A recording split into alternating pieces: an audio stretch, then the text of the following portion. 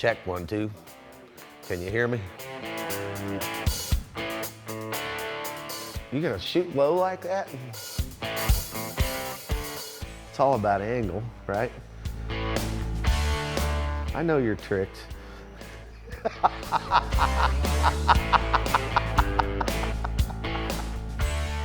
I've worked here for 31 years paid.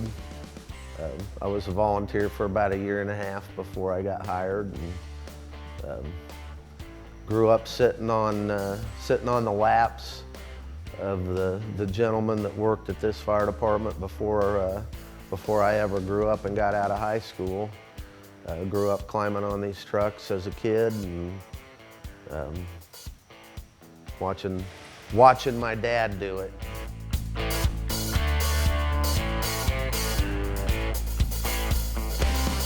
I had 2 cousins, one that worked for Leewood, one that worked for Consolidated District 2. My uncle was the assistant chief over at Consolidated District 2. My cousin Donnie retired as a battalion chief over there. Kenny was a firefighter for Leewood, and both Donnie and Kenny both started off at Mission as young guys and volunteering down at a Mission fire department. With my dad being in the fire service for all the years he was, and then my Aunt Carol worked for Johnson County Med-Act for many years and retired from being a paramedic.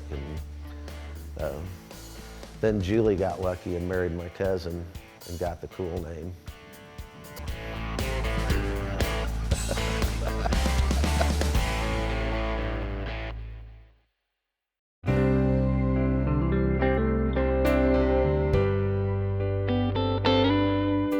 I don't know why it's in the blood. It's just, you know, it's a family thing. I think the biggest thing for me is I like helping people. I like problem solving. I like trying to make people's problems better in any way possible, and just serving the public, the customer service side of it, and delivering a good service to them, and trying to get them through a bad day.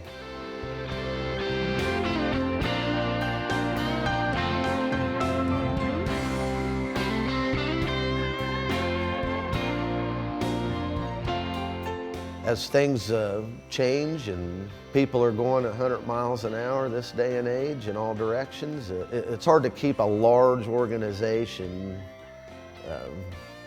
as focused as it used to be. When I was a little kid, Overland Park Fire Department was much more family oriented. We used to do the boot blocks on the corners. I remember going with my mom up to the fire station and counting coins and counting money and helping out there. We'd go up to the fire station if they'd have a big fire. A lot of the wives did in the women's auxiliary. They'd cook meals for the guys on shift at the fire station. But putting it all in perspective, it was a much smaller group, and of course smaller groups are more tight-knit, and they're not spread out at all the stations that we have now. There was only a few stations back then, and that's why we take care of our shifts. We take care of our guys now. We've got our tight-knit battalions that we're on, and the actual stations or shifts we're on are pretty tight-knit. We still have that family in today's fire department. It's just not with the whole department because we've grown so big.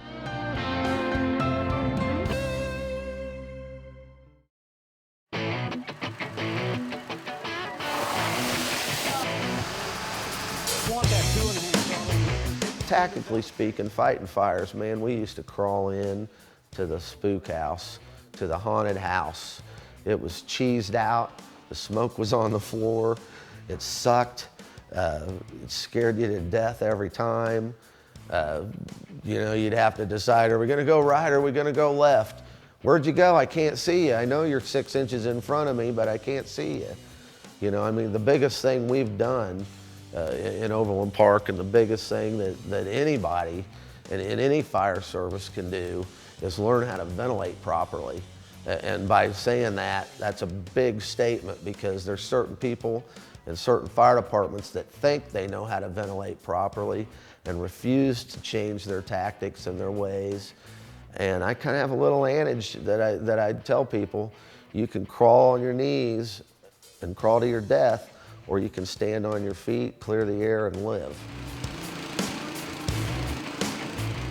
That goes a long way with ventilation in the fire service, and what we're doing with positive pressure attacks, and with controlling the airflows and controlling the vents and the openings and identifying where the fires are, and controlling the whole ventilation picture.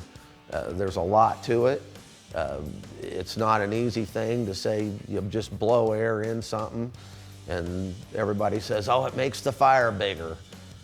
Yes, it does. That's what happens when you blow on a fire. But that's why you ventilate it properly. That's why you learn all the ins and outs before you start playing with it.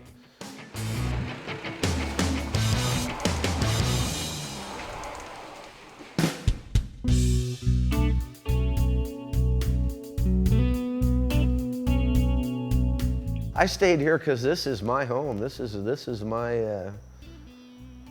my destination. This was the place to be. Still is the place to be in my mind. The people that work on this fire department are very aggressive, very in tune to new technology, not afraid of change, not afraid of looking at the National Institutes of Safety and Training and the new things that are happening in the fire service. And we're not afraid to try new techniques, new equipment, new technology, test it, see how it works, and go with it if it works well. And look at the statistics. Obviously we're number driven this day and age, and when you start getting a lot of statistics that say Capt works great on putting fires out, we should look at that.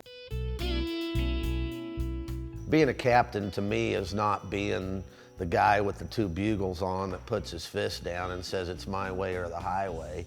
It's sitting guys down saying, what's the best thing? What's the best reason we're going to make this decision? Why do we do things the way we do? Let's try to figure out ways to do them better, safer, faster, easier.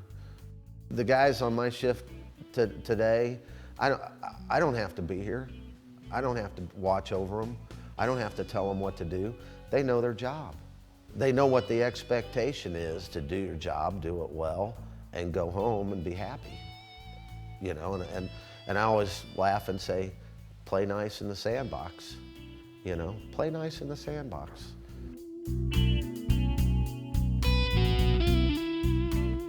We teach each other good things, and we watch each other do bad things. And when we don't like the way people act, then that teaches us how not to act.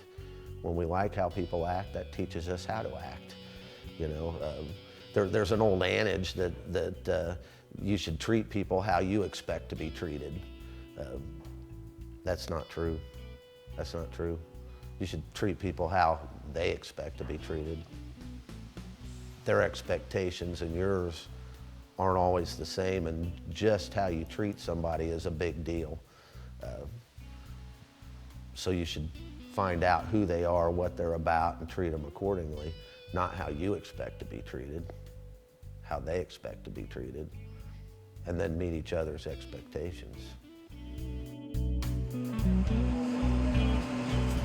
Our goal all the time, and everybody knows it here, is go home the next morning, go home safe, be safe with what you do. And when I say safe, I don't mean just physically safe, I mean mentally safe as well. We go through a career that we see a lot of terrible things that happen out there. We have demons in us sometimes because of call scenes and incidents. People are there for you. Don't lock yourself in a room. Open up to people, talk about it, get through it, and like I said, not only physical safety but mental safety is a key to surviving in the fire service for the years that you want to survive and get through it. And be there for each other. That's what I say. Be there for each other.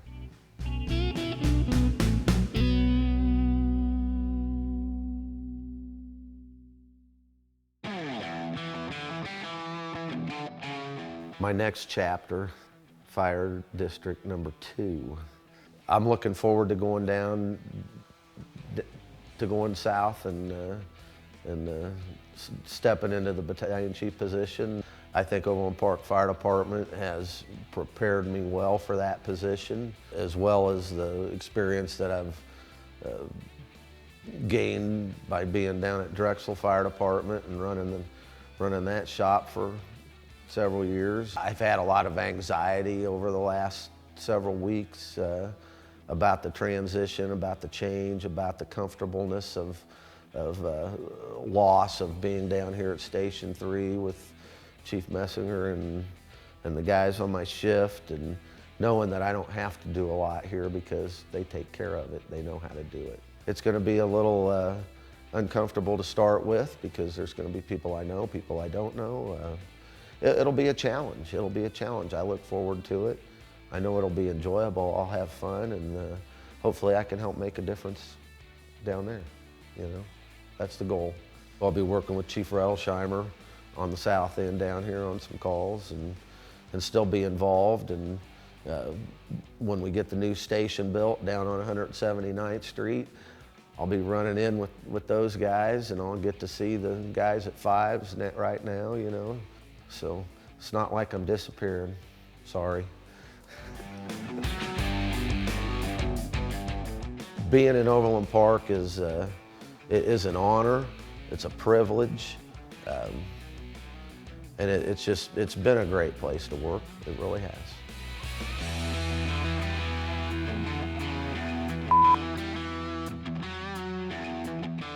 You can't push a chain in a corner because it wads up in a big pile. But if you get in front of the chain and pull it and drag it, it'll follow you. I think the biggest thing that we have to do in our career in the fire service is learn patience. Patience is something that I wasn't born with. I still have very little patience at times. A lot of people can attest to that. Keep educating, and when you think you're smarter than everybody else, educate some more, because you don't understand, you aren't. I know your tricks.